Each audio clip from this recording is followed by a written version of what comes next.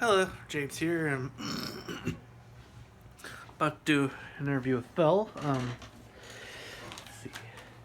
Yeah, yeah, yeah. So Phil, you've Oh, previously, hello. yep. Yeah. So you've previously told me you were born in Pennsylvania. I was born in Maryland. Oh, all right, right. I was, I think, 8 or 9 years old when I moved to Pennsylvania. Okay. So I did some grade school and high school in Pennsylvania before moving back to Maryland. Oh, yes, yes, yes, and I understand you also who had work that brought you to Florida. Yeah. So. Yeah, after I graduated University of Maryland, uh, almost immediate, right after graduating, the moving van was on the campus parking lot. We went immediately to Florida after I graduated Maryland, and it was in Florida that I met the biggest concentration of musicians that I ever worked with. Okay, so those good. Yeah, so you're meeting those guys basically how you got like the jobs with those cruise ships and stuff? Yeah, after the dinner theater I used to work at went out of business, I went to the ships after that dinner theater closed down. I played music at this dinner theater for like 6 years, 6, 7 years, and then took the ships in '87. 2 years at Carnival, the 5 years at Norwegian Cruise Lines. And when I hit 300 pounds, I got off that merry-go-round. Okay. Food was a little too good on the ships, if you know what I mean. Oh yeah.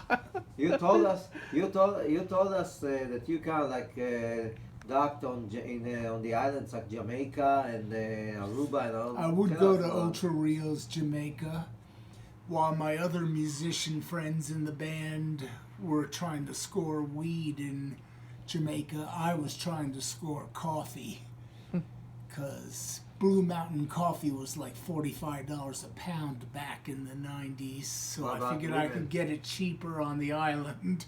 What about women? Not an instance in my case. My toxic masculinity is way too much for any woman. Okay. They don't even come to the house for autism meetings anymore. Yep. Okay. Yeah. So I don't worry about women. So on the ship, on the cruise ship, what instrument or instruments in plural did you play? I played bass on cruise ships. I was in the show band on every ship with one exception. And so I had to be able to play whatever music was put in front of me. And so I learned many tunes. I learned many tunes at that dinner theater in Florida, but I learned even more on the cruise ships. Yep. So now I look at the Lawrence Welk show, I know all the songs now. Yep. Yeah. Yep. So remember once you told me that when you were a kid you learned how to play drums, flute, and piano. Yeah, I learned drums when I was like 13, picked up a bass when I was 16, taught myself. And it was just a couple of years ago that I had flute lessons. Okay. And I threw myself into that because flute was a fun piece of equipment to work with. Yeah. I had played recorders, but to be able to play a flute, that was the best thing. And I often take the flute to karaoke bars so that I don't have to dance during the instrumental parts. Yeah. Yeah. Yep. Yeah. Okay. You used to play in three bands in Florida, like the Onion bands. What are? Can you elaborate about these years? Let's see. I played in a band called Equinox in Florida. we could do jazz standards and we could rock out. I mean, the leader was every bit as versatile as I was, played many instruments as I did. And so I had Equinox, I had the Merry Franksters, a band that specialized in Beatles, Doors, Pink Floyd, and Frank Zappa. I now see that there is on YouTube a band called Dangerous Kitchen that also does Zappa's music. Tribute band. Let's see, that's two bands, and then there was the Onion Band, of which I am at this time of recording the only surviving member left. Oh, yes. Let's ask you what happened after you got off the cruise ship. Okay, so what would you say happened right after you got off the cruise ship? That's when I found the three bands that I mentioned. The Onion Band recorded 2 CDs. Equinox was voted best live band in Palm Beach County. And the Merry Franksters was a niche band. A lot of people told me that there was this guy named Pete Weintraub who was the living embodiment of Frank Zappa. So I had to meet him because I had taught myself how to play Zappa's music on my own. Didn't think I'd find other musicians that was into that, but Pete and I crossed paths, and where I lived in Florida was lucky. We had both a Grateful Dead tribute band and a Frank Zappa tribute band. Okay. How many states can make a claim like that? Yeah. Yep. Yeah. So I also recall that you've mentioned having a brother and a sister. I'm not close to my brother, but my sister is a very famous musician in the orchestral and chamber circles. She plays violin, viola, sings soprano. So she's pretty versatile as well. I mean, we get along just great. Yeah. Yeah. Yeah. So when would you say you moved to Buffalo? A handful of years ago. I'm losing track of time as I get older, so I'm not really sure how many years I've been here. Okay. Yeah. Well, would you say that was before or after you first learned about the spectrum? I remember you said it was 2008. 2008, right before my mother died, I learned about autism, and it explained why I couldn't keep a job more than a year. Okay. What are you doing now, musically? Not much. I can't find musicians on my level in my neighborhood. So I just stay home and I work on my concerto. I'm currently revising the flute part in the second movement. And I hope to get this concerto finished before the year is out. And I think I may have an orchestra all set up to play it.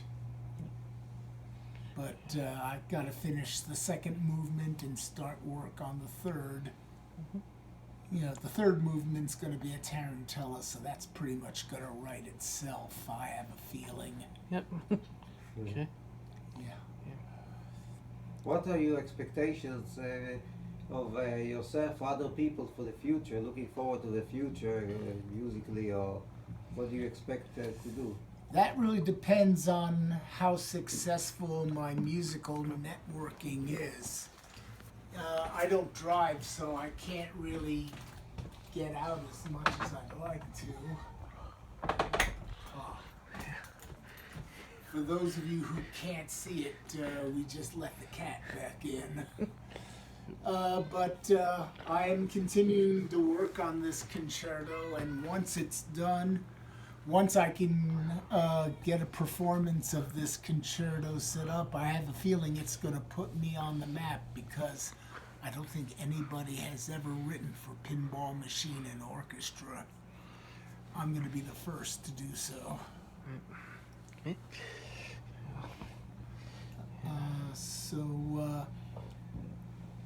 So right now I'm working on the second movement where I play the machine quite literally by hand, triggering the bells with my fingers instead of using a silver ball. Yeah. I don't think they're really made of silver though. Yeah. They're just real shiny. Yep. Yep. But this is going to be a first.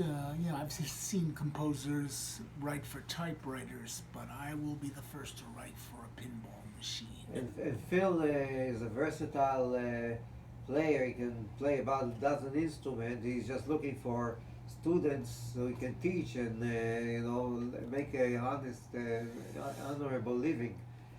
Yeah, it's not easy to find people who are genuinely interested in instruments, as today's music kind of shies away from traditional instruments, preferring sequencers, computers, and what have you.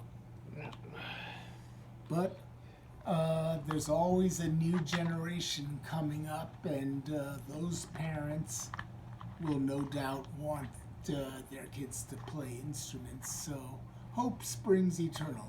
I live in a neighborhood with a lot of kids, and I see them every Halloween when I play theremin and pass out Halloween candy.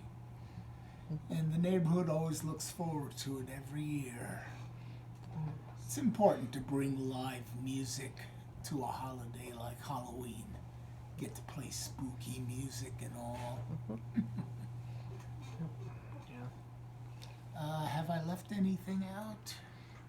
I don't think that I can think of. I mean, you definitely got down everything with your career in music. So now that I'm up here, I have the time to work on this orchestral piece, and once it's ready to go, I will, instead of being in the percussion section, I will be the composer. I will outrank all those orchestral musicians. Wishing you luck. I think only the conductor's the only one I don't outrank.